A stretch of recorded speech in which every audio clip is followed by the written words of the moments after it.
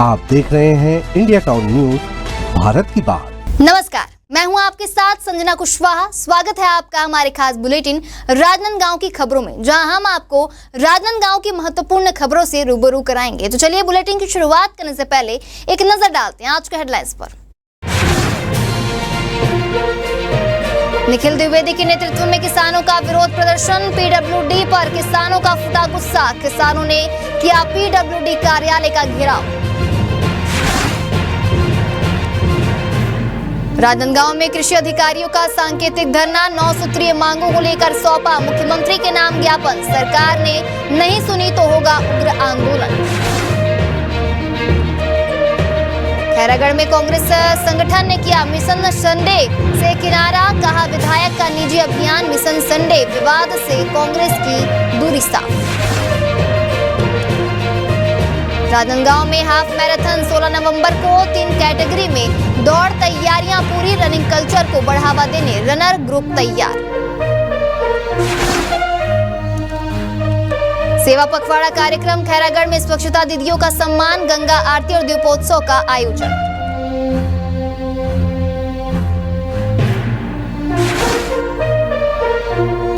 चलिए बढ़ते हैं अब खबरों की ओर। अखंड दीप शक्ति कलश यात्रा इन दिनों छुई खदान ब्लॉक के विभिन्न ग्रामों में भक्ति और जागरूकता का संदेश लेकर पहुंच रही है, जहां अखिल विश्व गायत्री परिवार शांति कुंज हरिद्वार के तत्वाधान में चल रही इस रथ यात्रा का उद्देश्य न केवल आध्यात्मिक चेतना का प्रसार है, बल्कि समाज में सकारात्मक बदलाव लाने वाले रचनात्मक कार्यक्रमों का प्रचार प्रसार भी है। आपको बता दें, रथ यात्रा की विशेषता यह है कि जिस भी ग्राम में यह यात्रा संध्या समय पहुंचती है, वहां भव्य दीप यज्ञ का आयोजन किया जाता है। यह यज्ञ 18 सितंबर से 28 सितंबर तक चलने वाली इस रथ यात्रा का संचालन सुव्यवस्थित समय सारणी के साथ किया जा रहा है। वहीं गांव-गांव में इस रथ यात्रा को मिल रहा उत्साहजनक स्वागत यह दर्शाता है कि समाज में आध्यात्मिकता के साथ साथ सामाजिक जागरूकता की भी गहरी आवश्यकता है, जिसे यह प्रयास बखूबी पूरा कर रहा है। जिले में मिशन संडे और कांग्रेस संगठन के बीच सियासी संग्राम तेज हो गया है, जहां कांग्रेस नेता देवराज किशोर दास द्वारा मिशन संडे को कमीशन संडे बताकर लगाए गए कमीशनखोरी और ब्लैकमेलिंग के आरोपों ने जिले की राजनीति में उबाल ला दिया है। देवराज के बयानों से तिलमिलाई कांग्रेस ने तत्काल प्रेस वार्ता कर मिशन संडे से किनारा करते हुए साफ कहा कि अगर विधायक यशोदा नीलांबर वर्मा इस अभियान को चला रही हैं, तो यह उनका निजी प्रयास है, न कि पार्टी का अधिकृत कार्यक्रम। तो वहीं इस बयान के बाद मिशन संडे के संयोजक मनराखन देवांगन ने पलटवार करते हुए कांग्रेस नेताओं पर झूठे आरोप गढ़ने का आरोप लगाया। उन्होंने कहा कि कमीशनखोरों की खुन्नस ही इन आरोपों की असली वजह है। साथ ही उन्होंने चेतावनी दी कि देवराज किशोर दास को कानूनी नोटिस जारी कर जवाब तलब किया जाएगा, अन्यथा मामला न्यायालय में ले जाया जाएगा। देवांगन ने मिशन संडे पर लगे आरोपों को राजनीतिक बदले की भावना करार दिया और कहा कि डॉक्टर समीर रजक का इस्तीफा किसी दबाव का नहीं, बल्कि उनकी आर्थिक और मानसिक परेशानियों का परिणाम है। देखिए, आज प्रेस कॉन्फ्रेंस हमारे मिशन संडे के सदस्यों द्वारा किया गया है। हमारे ऊपर कल एक प्रेस वार्ता कर आरोप लगाया गया था कि मिशन संडे कमीशन नीति अवैध वसूली करती है। ये सारे आरोप निराधार हैं और जिन्होंने आरोप लगाए हैं उन्हें कहीं पर उन लोग सिद्ध नहीं कर पाए हैं कि हम इस प्रकार से उगाही करते हैं। मिशन संडे एक जनता की आवाज़ है, खैरागढ़ की आवाज़ है, जो लगातार जनता की आवाज़ को बुलंद करती है, लोगों की समस्या को हल करने का प्रयास करती है और जो सरकार की योजनाओं पर अधिकारी भ्रष्टाचार करते हैं उसको उजागर करने का काम करती है। हम लगातार एक बात कार्य करते रहेंगे।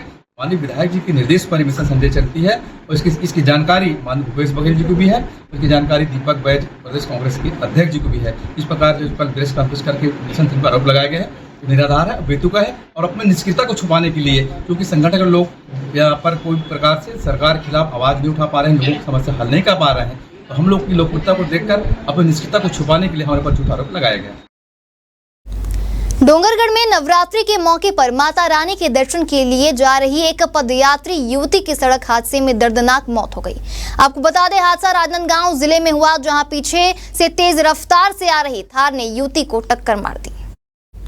जानकारी के अनुसार मृतका भिलाई निवासी थी और माता रानी के दर्शन के लिए डोंगरगढ़ की पैदल यात्रा कर रही थी। हादसा उस वक्त हुआ जब वह अपने साथियों के साथ सड़क किनारे चल रही थी, तभी तेज रफ्तार थार वाहन ने उसे पीछे से टक्कर मार दी। घटना की सूचना मिलते ही पुलिस तत्काल मौके पर पहुंची और कार्रवाई करते हुए संबंधित थार गाड़ी को जब्त कर लिया गया। वाहन चालक से पूछताछ जारी है। वहीं पुलिस ने शव को पोस्टमार्टम के लिए भिजवा दिया और आगे की जाँच में जुट गई है। एक महिला थी महिमा साहू 21 वर्षीय, जो कि भिलाई से आ रही थी यात्री।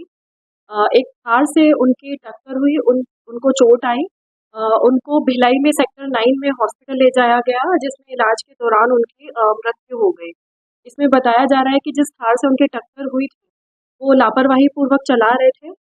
जो थार है उनके नंबर के थ्रू, सीसीटीवी फुटेज के थ्रू हमने जो अपराधी हैं उनको भी पकड़ लिया है। थाना सोमनी में अपराध भी पंजीबद्ध कर दिया। राजनांदगांव जिले की शिक्षिका पद्मा साहू ने यह साबित कर दिया है कि सच्चा समर्पण और लगन किसी भी कमी को ताकत में बदल सकता है। जी हाँ, जहां समाज अक्सर मुकबधिर बच्चों को असहाय मान लेता है, वहीं पद्मा ने उन्हें शिक्षा और आत्मनिर्भरता का रास्ता दिखाया। पिछले 22 वर्षों में उन्होंने 1500 से ज्यादा मुकबधिर बच्चों और कई वैवाहिक जोड़ों को प्रशिक्षित कर उनके जीवन को नई दिशा दी है। देखिए शिक्षिका पद्मा साहू को लेकर हमारी खास रिपोर्ट। पद्मा साहू ने साल 2003 से मुकबधिर बच्चों को प्रशिक्षित करना शुरू किया। वे एक मुकबधिर शाला में बच्चों को पढ़ाती हैं। शुरुआत में बच्चों के साथ संवाद करना आसान नहीं था, लेकिन उन्होंने सांकेतिक भाषा सीखी और धीरे धीरे बच्चों के बीच आत्मीय रिश्ता बना लिया। साल 2007 में उन्होंने diploma in special education course भी किया, ताकि और बेहतर ढंग से बच्चों को समझा सके। तब से लेकर अब तक वे लगातार इस सेवा में जुटी हुई हैं। पद्मा सिर्फ बच्चों को ही नहीं, बल्कि मुकबधिर वैवाहिक जोड़ों को भी प्रशिक्षित कर रही हैं। शादी के बाद कई बार ऐसे जोड़ों को आपसी समझ में दिक्कत होती है।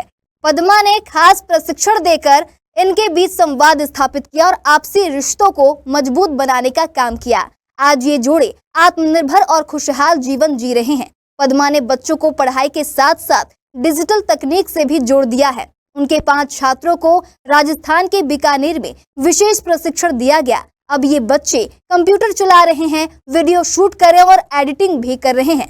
पहले जो बच्चे खुद को दूसरों से कमजोर समझते थे, आज वही आत्मविश्वास से भरे हैं और नई राहें बना रहे हैं।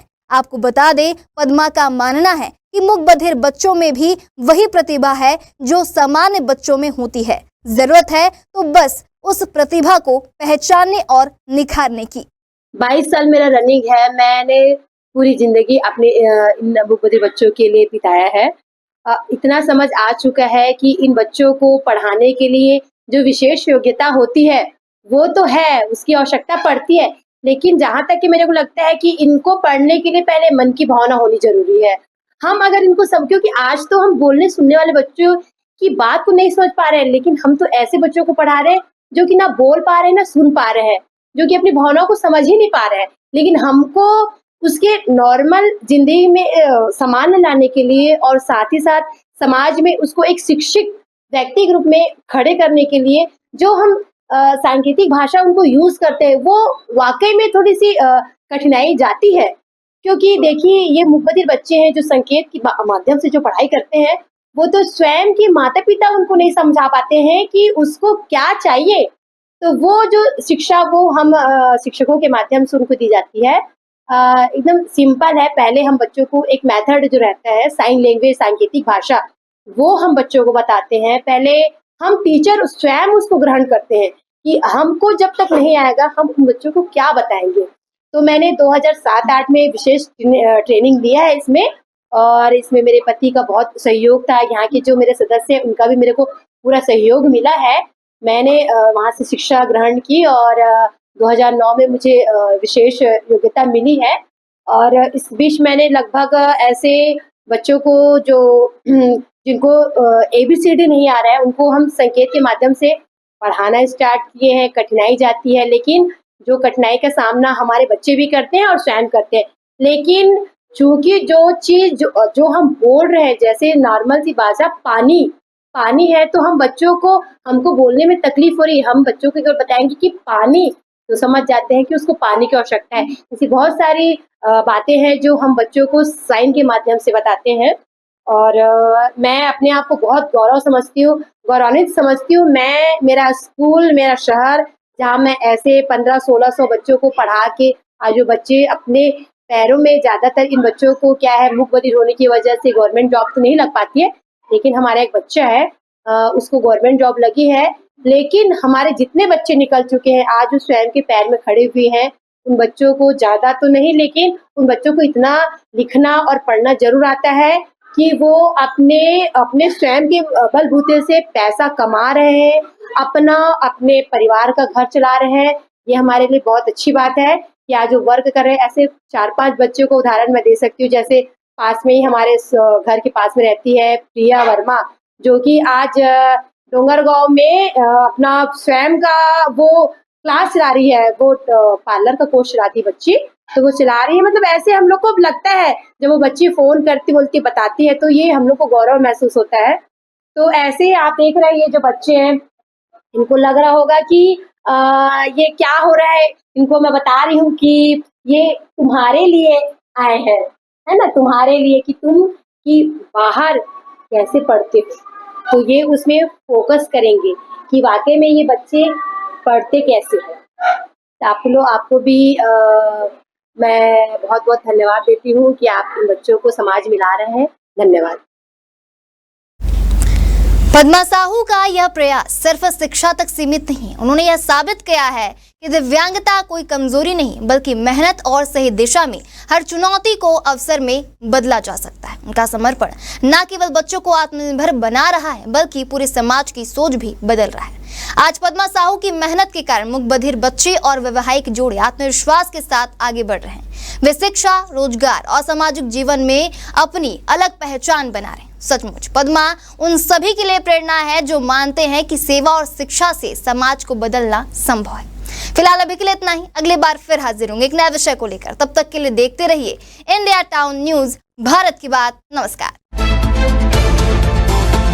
आप देख रहे हैं इंडिया टाउन न्यूज, भारत की बात। शारदीय नवरात्रि के पावन अवसर पर छोरिया नगर में आस्था और भक्ति की अनूठी छटा देखने को मिल रही है, जहां महादंतेश्वरी मंदिर, शीतला मंदिर और गायत्री मंदिर में वैदिक रीति रिवाजों के साथ पूजा अर्चना का आयोजन किया गया। आपको बता दें, मंदिरों में सुबह से ही विशेष श्रृंगार किया गया और भक्तों का तांता लगा रहा। दरअसल मां दंतेश्वरी मंदिर ऊपर पहाड़ पर स्थित होने के कारण इसकी महिमा और भी बढ़ जाती है। मां दंतेश्वरी ट्रस्ट समिति के सदस्य ने बताया कि मनोकामना ज्योति कलश प्रज्वलित कर सभी श्रद्धालुओं की मनोकामनाएं पूर्ण होने की कामना की गई है। छुरिया की खबर है, जहां छुरिया विकासखंड के वनांचल क्षेत्र के ग्राम मोर कुटुंब में युवा मंडल द्वारा आयोजित 2 दिवसीय कबड्डी प्रतियोगिता का समापन कार्यक्रम आयोजित किया गया, जहां इस कार्यक्रम के मुख्य अतिथि छुरिया जनपद पंचायत अध्यक्ष संजय कुमार सिन्हा ने अपने संबोधन में कबड्डी खेल के महत्व और उसके लाभों पर प्रकाश डाला। वही संजय सिन्हा ने कबड्डी के मानसिक लाभों पर भी जोर देते हुए कहा कि यह खेल एकाग्रता और त्वरित निर्णय लेने की क्षमता को बढ़ाता है, आत्मविश्वास को मजबूत करता है और तनाव को कम करके मन को प्रसन्न रखता है। साथ ही सामाजिक लाभों में टीम भावना, सहयोग की आदत, अनुशासन, नियम पालन और ग्रामीण के साथ शहरी लोगों को जोड़ने का माध्यम बनने की बात कही।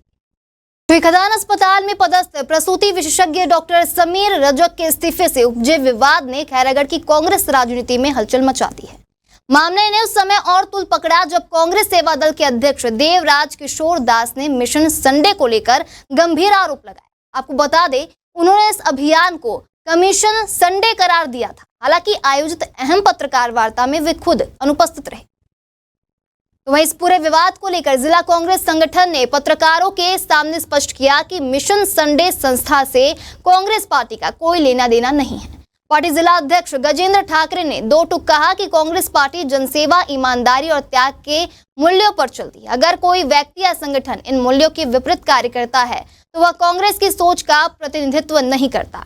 मौके पर पत्रकारों ने जब मिशन संडे को लेकर विधायक यशोदा नीलांबर वर्मा की भूमिका पर सवाल किए तो कांग्रेस संगठन ने साफ कह दिया कि अगर यह अभियान विधायक का है तो यह उनका निजी कार्यक्रम है, न कि पार्टी का अधिकृत प्रोजेक्ट।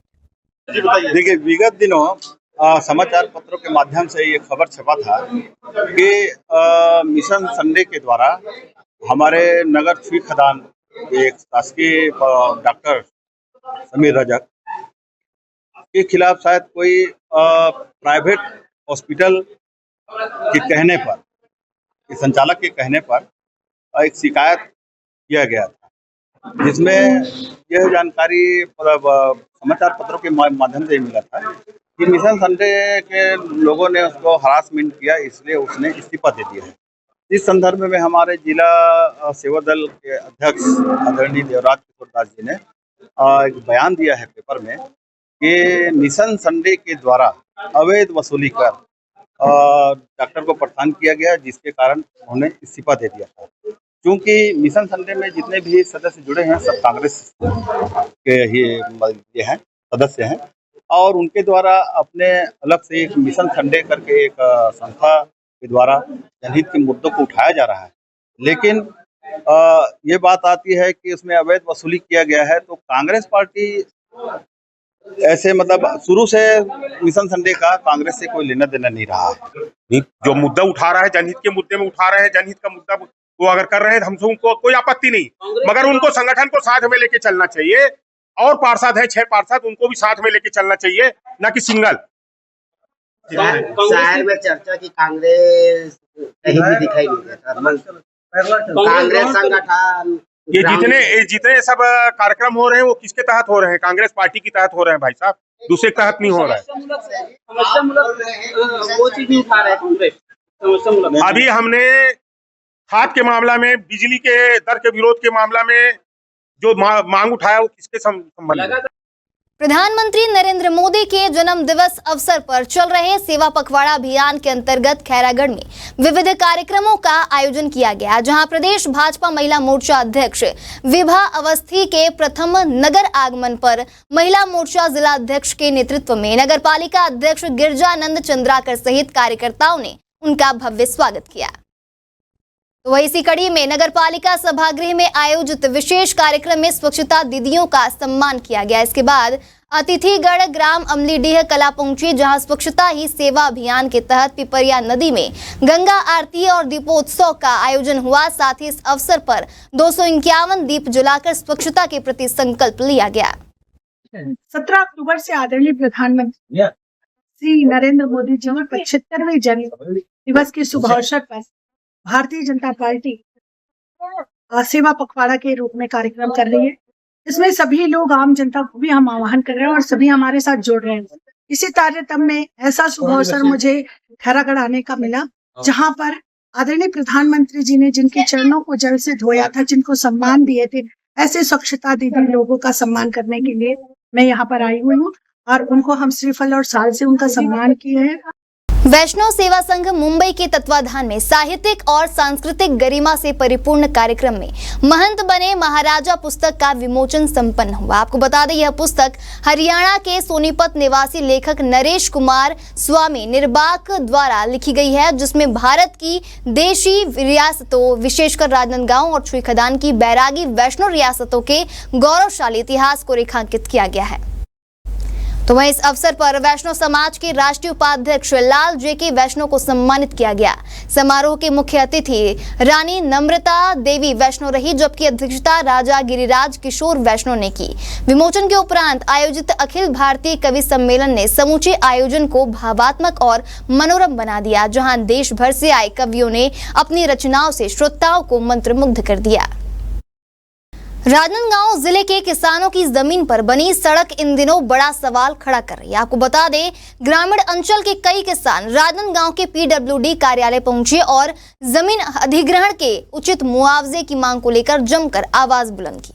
आपको बता दें, किसानों का आरोप है कि सरकार ने सड़क निर्माण के लिए उनकी उपजाऊ जमीन तो ले ली, लेकिन बदले में उन्हें अब तक एक पैसा भी मुआवजा नहीं दिया गया। तो क्या है पूरा मामला, देखिए हमारे इस खास रिपोर्ट में। आपको बता दें, सड़क निर्माण का काम पूरा होने के बावजूद लगभग 10 से 12 किसानों की जमीन का मामला अब भी अटका हुआ है। किसानों का कहना है कि इस मुद्दे को लेकर उन्होंने कई बार अधिकारियों से संपर्क किया, आवेदन दिया, मीटिंग की, लेकिन हर बार सिर्फ और सिर्फ आश्वासन ही मिला, कार्रवाई नहीं की गई। इस बीच उनकी खेती की जमीन पर पक्की सड़क तैयार हो गई है और अब वे ना तो उस जमीन का इस्तेमाल कर सकते हैं और ना ही उसके बदले कोई आर्थिक सहारा मिला है। इस विरोध प्रदर्शन का नेतृत्व निखिल द्विवेदी ने किया। उन्होंने साफ कहा कि किसानों की मेहनत की कमाई पर सरकार को चुपचाप कब्जा करने का हक नहीं है। अगर जल्द ही मुआवजा तय कर किसानों को भुगतान नहीं किया गया तो किसान मजबूरन बड़ा आंदोलन करने पर उतरेंगे। निखिल द्विवेदी ने चेतावनी देते हुए कहा कि किसान आंदोलन के तहत सड़क निर्माण कार्य को रोकने तक की कार्रवाई करेंगे। उनका कहना है कि यह सिर्फ जमीन का नहीं बल्कि किसानों के हक और इज्जत का सवाल है। तो वहीं इस मामले में ग्राउंड जीरो से इंडिया टाउन न्यूज की कंटेंट एडिटर अजय सोनी क्या कुछ जानकारी दे रहे हैं, आइए जानते हैं। विभाग, लोक निर्माण विभाग, राजनांदगांव, दिखाइए पट्टिका को दिखाइए।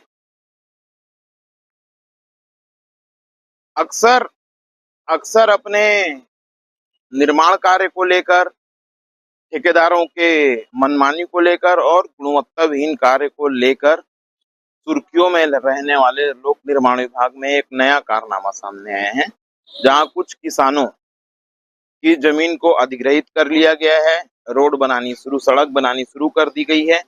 3 वर्ष बीत चुके हैं। नक्शे से, पर्चे से किसानों का नाम भी कट गया है, जमीन को काट दिया गया है, लेकिन आज पर्यंत तक उनको मुआवजा नहीं मिला है। ठीक है, क्या है पूरी खबर, आइए बताता हूँ। पूरा मामला है, मैं ये मन का पुलिस पटवारी से लेकर इंजीनियर तक के रोड में कोई मुआवजा नहीं है ना। उसके बाद कौन से रोड, कहाँ के मामला है? दीवान टोला से नवागांव। दीवान टोला से नवागांव, हाँ नवागांव। तो हम के पटवारी के पास, हाँ पटवारी कहते हमला 2 साल घुमा दिया। इसमें क्या मुआवजा मिलेगा? मेरा परचम थोड़ा टूटी हो गया था, ऑनलाइन में नहीं चढ़ा, रकबा बराबर था, उसको चढ़ाते 1 एकड़ बाकी रहा था। 444 में 1 एकड़ ऑनलाइन में चढ़ा लिया। तो मेरे को सबूत मांगा, पुराना पर्चा था मेरे पास, ऑनलाइन में चढ़ा लिया। उसके बाद ना हम चल मुआवजा के प्रकरण लगाया जाए, आवेदन डाला है ना, अपन तहसील ऑफिस में डाला। अपन कितने किलोमीटर की सड़क है? वो 12 मीटर का होगा, हाँ 4 किलोमीटर का होगा। 4 किलोमीटर, हाँ। और कितने साल पहले की बात है? ये 2022 का शुरू है। सड़क बन चुकी है? कहाँ बन चुके है, अधूरा है अभी। सड़क अधूरा है और अभी तक आपको मुआवजा नहीं मिला? अभी तक मुआवजा नहीं मिला है। ये हमारे जंगल क्षेत्र के किसान हैं जो अभी मतलब 4 साल से परेशान है, इनको मुआवजा नहीं मिल पाया है। ठेकेदार और वहाँ के सब इंजीनियर इनको धमकाता है कि तुमको मुआवजा नहीं मिलेगा। आज इनको लेके मैं आया हूँ, आज यही साहब ने बताया कि इनको मुआवजा मिलेगा, 15 दिन से 1 महीने के अंदर इनको मुआवजा मिल जाएगा। यदि इनको मुआवजा नहीं मिलता है तो ठेकेदार को वहाँ रोड बनाने नहीं देंगे। जब तक किसानों को मुआवजा नहीं मिलेगा तब तक किसी प्रकार की रोड नहीं बनेगी, ना टेंडर लगेगा। ये तो इसके लिए उग्र आंदोलन में पीडब्ल्यूडी घुसने करेंगे। कितने किसान होंगे? 5 किसान हैं जिनका मुआवजा सैंक्शन हो चुका है। ऐसे 5-10 किसान हैं जिनका मुआवजा अभी तक घोषित भी नहीं हुआ है कि वो क्या होगा। 4 साल से उनकी भूमि को अधिग्रहण कर लिया गया है, लेकिन अभी भी राजनांदगांव और खैरागढ़ डिवीजन की लड़ाई राजनांदगांव में चल रही है। फिलहाल किसानों की मांग है कि जिला प्रशासन और पीडब्ल्यूडी तुरंत बैठक कर मुआवजे की राशि और तारीख तय करे ताकि किसानों को उनका हक मिल सके।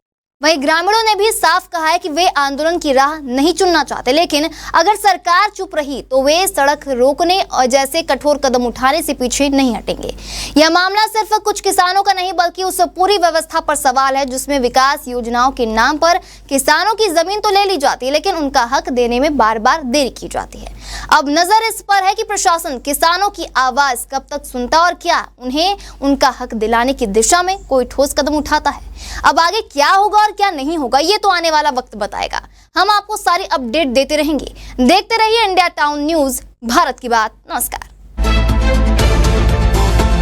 आप देख रहे हैं इंडिया टाउन न्यूज, भारत की बात। राष्ट्रीय स्वयंसेवक संघ यानी कि आरएसएस के शताब्दी वर्ष के उपलक्ष्य में राजनांदगांव में एक संगोष्ठी का आयोजन किया गया, जहां इस विशेष अवसर पर संघ की 100 वर्षों की यात्रा, उसके मूल आदर्श, सामाजिक योगदान और भविष्य की योजनाओं पर विस्तार पूर्वक चर्चा की गई। तो वही कार्यक्रम में विभाग प्रचारक जितेंद्र शर्मा मुख्य वक्ता के रूप में उपस्थित रहे।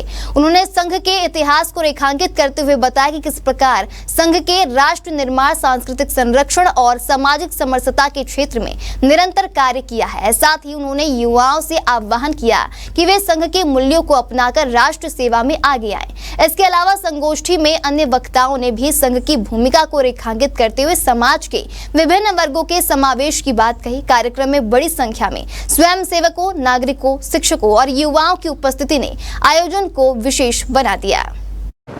आज राष्ट्रीय स्वयंसेवक संघ के शताब्दी वर्ष पूर्ण होने पर प्रचार विभाग का एक विषय है जिसमें राष्ट्र के निर्माण में व्यक्तित्व विकास के लिए हम सबकी भूमिका हो। तो उस गिलहरी की जैसे निर्माण में, पूर्ण निर्माण में राष्ट्रीय गिलहरी का जैसे योगदान था, उसी तरह से राष्ट्रीय स्वयंसेवक संघ आज 100 वर्ष तक स्वयं करता रहा है काम को। लेकिन आज राष्ट्रीय स्वयंसेवक संघ ये चाहता है यह काम समाज के द्वारा हो। जब तक समाज खड़ा नहीं होगा तब तक देश का विकास अकेला संभव नहीं है। तो इसमें इन्फ्लुएंसर भी हमारा, आज सोशल मीडिया सबसे बड़ा माध्यम है समाज को परिवर्तन करने के लिए, किसी बात को समाज तक ले जाने के लिए। तो आज की इस कार्यक्रम का उद्देश्य ये है कि आज इन्फ्लुएंसर जो हमारे हैं, आप अपनी भूमिका, अपनी सहभागिता इस राष्ट्र निर्माण में दें। राष्ट्रीय स्वयंसेवक संघ शताब्दी वर्ष में चाहते तो एक बड़ा कार्यक्रम महानगरों में कर सकते थे, कोई स्थान पर कर सकते थे, लेकिन ऐसा नहीं। हमारा मुख्य उद्देश्य समाज को जागृत करना, समाज को जोड़ना, हिंदू समाज को संगठित करना। इसलिए हम हिंदू समाज को संगठित करने के लिए संघ 100 वर्षों में जो चाहता है वह तो कर चुका है, करता है, लेकिन आज स्थिति ये है जो नहीं चाहता है उसको करने के लिए हमको समाज की सहयोग की आवश्यकता है। जैसे पर्यावरण आज एक व्यक्ति के पीछे 4028 पेड़ होनी चाहिए, इसके लिए समाज की आवश्यकता है। भारत मेरी माता है, इसको जानने के लिए जो भारत मेरी माता है यह जानते हुए जो लोग काम किए वह भारत के अंदर विदेशियों को घुसने नहीं दिए। लेकिन जो नहीं जानते हैं कि भारत मेरी माता नहीं है, वो लोग भी आज वैसे दृष्टिकोण रखने वाले भारत को तोड़ने का एक प्रयास कर रहे हैं। तो ऐसे लोगों के पास जब हम समाज में जाएंगे तो गृह संपर्क करके लोगों को जागृत करेंगे। छत्तीसगढ़ कृषि स्नातक शासकीय कृषि अधिकारी संघ ने अपनी लंबित मांगों को लेकर 1 दिवसीय सांकेतिक धरना प्रदर्शन किया, जहां यह प्रदर्शन जिला कलेक्ट्रेट के सामने शांतिपूर्ण तरीके से किया गया, जिसमें प्रदेश भर से आए सैकड़ों कृषि अधिकारियों ने भाग लिया। वही संघ की मुख्य मांगों में 4300 ग्रेड पे के अनुसार वेतनमान लागू करना, सेवाओं की नियमितीकरण, पदोन्नति प्रक्रिया में पारदर्शिता, कृषि विभाग में रिक्त पदों की शीघ्र भर्ती, विभागीय कार्यों के लिए पर्याप्त संसाधनों की उपलब्धता सहित कुल 9 सूत्रीय मांगे शामिल हैं।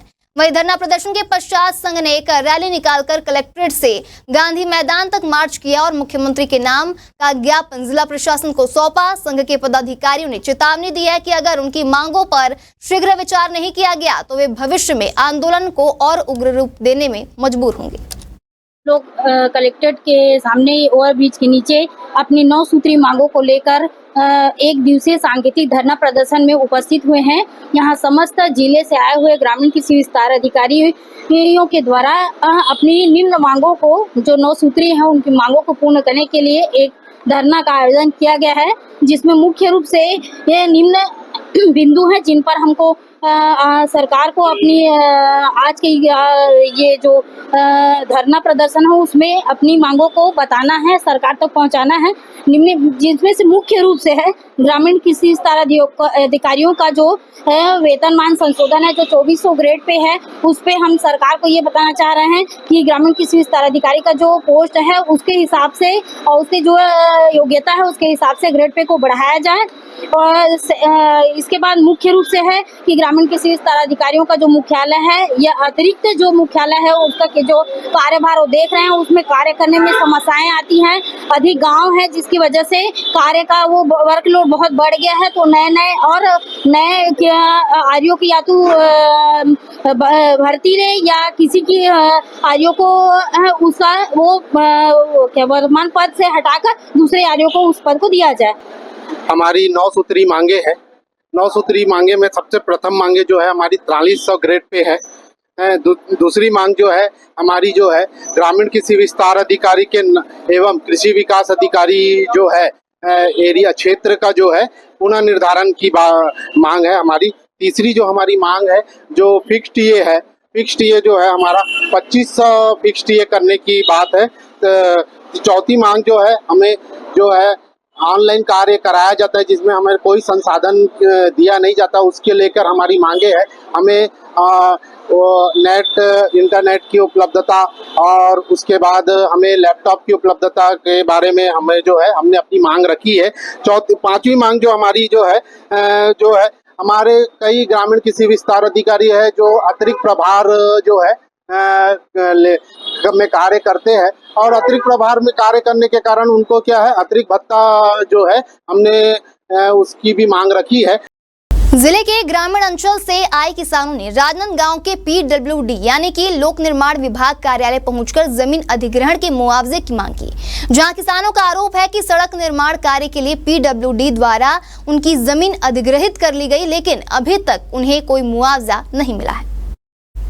बताया जा रहा है कि सड़क निर्माण के इस कार्य में लगभग 10 से 12 किसानों की जमीन शामिल है, जिसे बिना उचित मुआवजा दिए सरकार द्वारा अधिग्रहित कर लिया गया है। किसानों का कहना है कि इसको लेकर उन्होंने कई बार अधिकारियों से संपर्क किया, लेकिन अब तक कोई ठोस कार्रवाई नहीं हुई। इस प्रदर्शन का नेतृत्व निखिल द्विवेदी ने किया। उन्होंने स्पष्ट शब्दों में कहा कि अगर जल्द से जल्द मुआवजा नहीं मिला तो किसान बड़ा आंदोलन करेंगे और सड़क निर्माण कार्य को रोकने के लिए बाध्य होंगे। कागज तो लगाते कलेक्ट्रेट में लगाए, अपन कार्यालय तहसील में लगाए, डीएम साहब कर भी गए, है ना, यहाँ भी आया अपन PWD में डोंगरगढ़ भी गए, है ना। तो अब आया ठेकेदार, है ना, ठेकेदार अरे कैसे मिलेगा तुम लोग को मुआवजा, यहाँ तो मुआवजा का प्रावधान नहीं है ना। इंजीनियर भी बोल दिया यहाँ मुआवजा का कोई प्रावधान नहीं है, रे कैसा मिलेगा। ठीक है, कतक जमीन के है? मेरा 27 डिसमिल कुछ गया है। क्या बना रहे हो? रोड बना रहे, दीवान टोला से नवागांव रोड बना रहा है। कितने किलोमीटर की दूरी है? अब वहाँ से 4 किलोमीटर होगा। कतक किसान के जाती जमीन? यहाँ दीवान टोला से 5 है और नवागांव से भी 5 है ना। अब कहाँ चाहते है हमको मुआवजा दिलाए, उसके बाद काम चालू करे। डोंगरगांव विधानसभा के गांव नवा टोला दीवान टोला के किसान 4 साल से परेशान हैं। उनको वहां पर सड़क तो बन रही है, 50% सड़क का निर्माण हो चुका है, लेकिन मुआवजा अभी तक नहीं मिल पाया है। उन्हें वहां का ठेकेदार संजय सिंह ही और वहां का सब इंजीनियर भांडेकर सब इंजीनियर इन्हें बोलता है कि आपको मुआवजा नहीं मिलेगा। आज जब हम ई के पास आए तो ई बोल रहे हैं कि हम 15 से 20 दिन में इनका मुआवजा घोषित करेंगे। मैंने आज ई से ये भी कहा है कि जितनी भी सड़कें निर्माण हो रही है, जहाँ जहाँ पे किसानों के मुआवजे बचे हैं, पहले मुआवजा दिया जाए, उसके बाद ही सड़क निर्माण का टेंडर लगाया जाए, क्योंकि किसान कहीं भटकेगा नहीं, उसे भटकना ना पड़े। क्योंकि आज ये सड़क बनाने के बाद इनको ऐसे ही छोड़ देंगे, इनके मुआवजे नहीं मिल पाएंगे। इनकी जमीन को अधिग्रहण कर लिया गया है, लेकिन इनके मुआवजे के लिए आज इनको जगह जगह बोलेरो गाड़ी बुक करके 2-2 हज़ार रुपये खर्चा करके 100 किलोमीटर दूर से यहाँ ना पड़ रहा है। ये स्थिति निर्मित ना हो। सरकार की ये लापरवाही है कि आज किसान दर दर भटक रहे, अपने खुद की जमीन देने के बाद मुआवजा नहीं दे पा रही है सरकार। और इनके अधिकारी जो है ये किसानों को डराने का काम करें कि तुमको मुआवजा नहीं मिलेगा। ठेकेदार संजय सिंह ही बोलते हैं मुआवजा नहीं मिलेगा। कौन होता है ठेकेदार, कौन होता है सब इंजीनियर? इनके ऊपर तो कार्रवाई होनी चाहिए। शहर के फिटनेस प्रेमियों और धावकों के लिए एक अच्छी खबर है। जी हां, राजनांदगांव रनर ग्रुप द्वारा हर साल की तरह इस वर्ष भी 16 नवंबर 2025 को हाफ मैराथन का भव्य आयोजन किया जा रहा है, जहां इस प्रतिष्ठित आयोजन का 6वां संस्करण होगा, जिसकी तैयारियां पूरी कर ली गई हैं। वहीं इस अवसर को लेकर एक प्रेस वार्ता का आयोजन किया गया, जिसमें समिति के सदस्यों ने मीडिया को आयोजन की विस्तृत जानकारी दी। समिति ने बताया कि इस हाफ मैराथन को 3 अलग अलग कैटेगरी में आयोजित किया जाएगा, 5 किलोमीटर, 10 किलोमीटर और 21 किलोमीटर, जिसमें हर उम्र के प्रतिभागी भाग ले सकते हैं। आयोजन का उद्देश्य शहर में स्वस्थ जीवन शैली, फिटनेस और रनिंग कल्चर को बढ़ावा देना है। समिति के सदस्यों ने बताया कि सुरक्षा, जलपान, मेडिकल सहायता और अन्य आवश्यक सुविधाएं पूरी कर ली गई हैं। साथ ही रनिंग रूट को भी चिन्हित कर लिया गया है, जिसमें प्रतिभागियों को किसी प्रकार की असुविधा न हो। आज के प्रेस वार्ता का हम राजनांदगांव रनर जो है 16 नवंबर 2025 को एक भव्य हाफ मैराथन का आयोजन कर रहा है। ये हमारा 6वां संस्करण है और इसमें हमने 3 कैटेगरी रखी है, 5 किलोमीटर, 10 किलोमीटर और 21 किलोमीटर, जिसे हाफ मैराथन कहा जाता है। इसकी हमने एज लिमिट जो रखी है वो 10 वर्ष रखी है और जो फीस है रजिस्ट्रेशन के लिए वो 1199 रुपये है। पर 15 अक्टूबर तक हम एक अर्ली बर्ड ऑफर चला रहे हैं, जिसके बाद मूल्य 999 रुपये हो रहा है। तो सभी प्रतिभागी को एक गुडी बैग दिया जाएगा, इस गुडीज बैग में एक टी-शर्ट है, एक रनिंग चेस्ट बीब है, जिसमें इलेक्ट्रॉनिक चिप लगी रहेगी, जिससे आपके दौड़ का लाइव डाटा आप देख सकते हैं ऐप के थ्रू या स्टार्टिंग पे स्क्रीन रहेगी उसके बाद।